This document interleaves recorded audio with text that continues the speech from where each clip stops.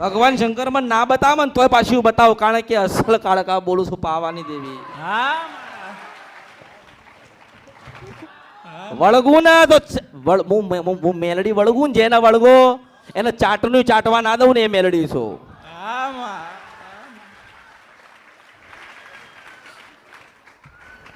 તારો દીકરો મેલડી પાસેથી પાછો આલ્યો. મેં કીધું છોડી દે બૂન, છોડી દે. તારણ મારો કોઈ કશું નથી, પણ તારી વસ્તી તારું પરિવાર આવ્યું છે.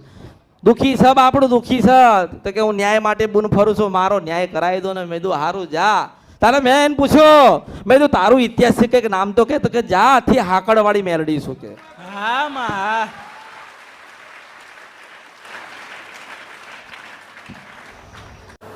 રાજી છો ને? બસ તમે રાજી એટલે હું રાજી છું. હવે તમને સંતોષ? અમે રાજી થયા. એમ નહીં, બધાને સંતોષ છે ને કે અમે કઈક સારું કાર્ય કરી મોકલી એમ? બસ તાર તમે રાજા છો માં, તમે રાજા બનીને બસ આ પ્રજાનું આશીર્વાદ આપજો. આવી પ્રજા આવત માં તો ખોડે ખંચરીને તમારી જોડે લેજો ને સાચું દેવનું જ્ઞાન આપીને માં સાચો રસ્તો બતાવજો. તારી મેલડીને ખબર પડી ગઈ કે અમૃતની મેલડીએ પકડી લીધી.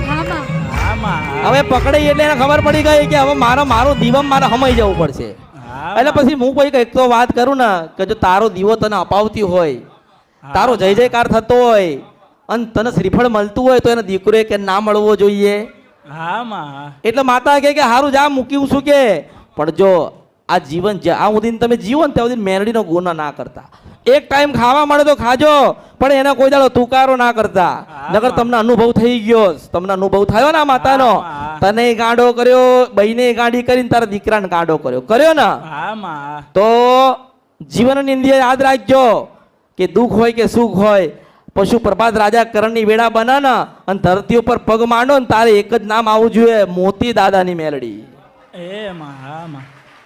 આ તારો દીકરો તને આલ્યો,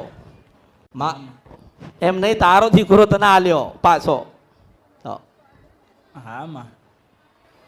આ બધી રમત છે, આ દેવની રમત બધી દેવ. એવા આટલી જ વાત હતી ને. હવે પકડો કોણ હું છે? આટલી જ વાત હતી. કેવી કે તારા મોતી દાદાની મેલડી હતી ને એ ફરતી હતી બાપડી અને કાઈ થયેલી હતી, એને મનાઈને સમજાઈને પાછી તારી બાજુ વાળી દીધી. હવે તું એની ભક્તિ ના કરી એક, બરાબર? તું એનું ભજન ના કરી એક, તારી પાસે એનો દીવો કરવાનો સમય ના હોય અને તને દુઃખ આવે એમાં મારો શું વાંક? મેં તો તમારું બગડેલું સુધાર્યું, તમારું ઢળી ગયેલું પાછું ભેગું કરી આલ્યું ને. તમે એને હાચવી ના એકો એ તમારો ગુનો ભૂલ કહેવાય. હવે ઠેકાણું પાડી આલ્યું છે હો આનું. હવે એને એ જાણા અને એનો પરિવાર જાણા. મેં તો એને મેલડી આલી. આ તારું હારું કેમ થયું તને ખબર? કેમ? મારી ખોડિયાના નામ છો, માતા છો.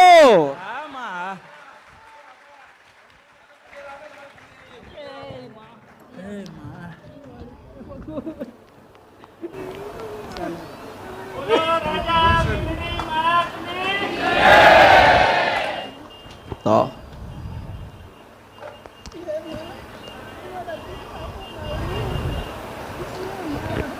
બાપડાને હાકડો બાંધીને રાખતા હતા. અરે હું તો એવું કહું છું કે તન દરવાજામાં બાંધીને રાખો ને, જે દાડે હું ઘૂસી એ દાડે પાછો એને છૂટો કરું.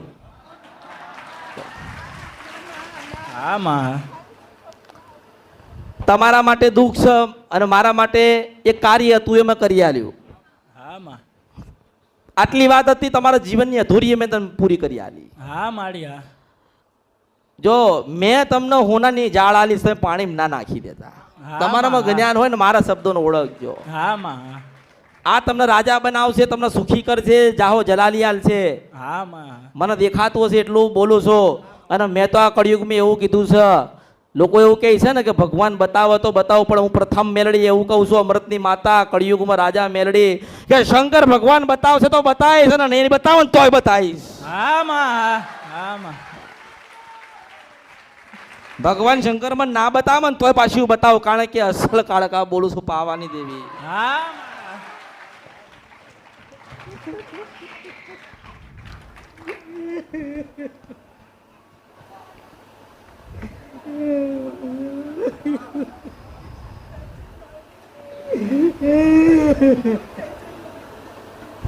હવે જે ગુનાની ભૂલ થઈ હોય, આજે તો આનંદનો દિવસ છે ને, માને એનો દીકરો મળ્યો, બાપને એનો દીકરો મળ્યો, અને દીકરાના મા બાપ મળ્યા છે, અને પરિવારને એક મેલડી, અને મેલડીને એક પરિવાર મળ્યું છે. હા માં, તમારો ખૂબ ખૂબ આભાર માં. હા માં.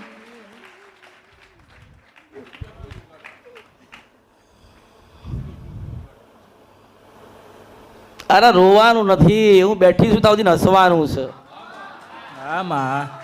હું બેઠી છું ત્યાં સુધી હસવાનું છે, રોવાનું નથી આવતું. અને મારું કામ તો એ જ છે કે રોતા આવો ને એને હસાઈને મોકલું છું. લો હજુ રોવા તો કે મારું દુઃખ હતું કે પેલા હવે તારે શું દુઃખ છે? માં એ તો હરખ ના આંસુ છે માં. હરખ ના આંસુ છે? હા માં. તો બરોબર.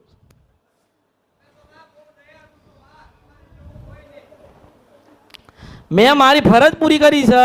માને એક સંતાન થાય ને તો એ તવડાવે ને એની ફરજ છે. મેં મારી એવી ફરજ પૂરી કરીશ. અને મેં તો બધાને કીધું છે ને, તમે મારા ને હું તમારી છું. કોઈ કીધું? કોઈ બનાવ્યું? મારે તમારું કશું જોઈતું નથી, કારણ કે અમને કશું કોઈ આલે નહીં. જે માએ જન્મ આલ્યો છે એ માને આપણે શું આલીએ કે?